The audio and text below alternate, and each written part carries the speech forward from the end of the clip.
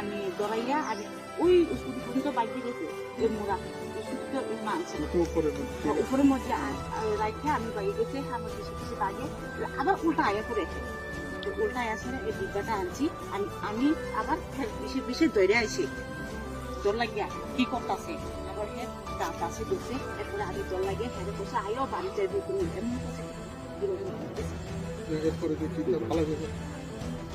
Acid খাইছে এরপরে এই চাকুটা ওই ইয়ার মুশকিল আপনারা জানেন গত 28 তারিখে আমাদের এখানে একটা মার্ডার হয়েছিল এই কলকলিয়া ফরেস্ট রিজার্ভ ল্যান্ডের মধ্যে। ডেড বডি রিকভারি করার পর আমরা যে প্রাইম একিউজড সুমিত দেববর্মা এবং গীতারানী দেববর্মা দুজনকে আমরা অ্যারেস্ট করেছি, আইডেন্টিফিকেশন হয়েছে, তারা পুলিশ রিমান্ডে আছে বর্তমানে আমাদের থানাতে।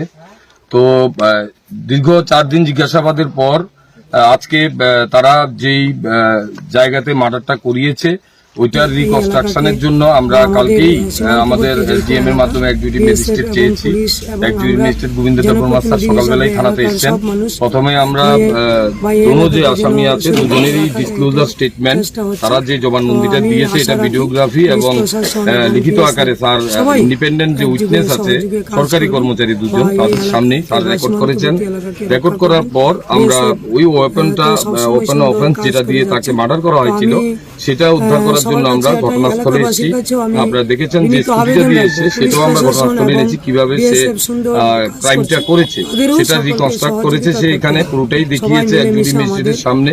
তো এখানে স্কুটি দিয়ে আসার পর কিভাবে সে ঘটনাস্থলে গেল, ঘটনাস্থলে গিয়ে কিভাবে সে মার্ডারটা করেছে সেটা দেখিয়েছে, সেটা আমরা ভিডিওগ্রাফি করেছি, আপনারা দেখেছেন।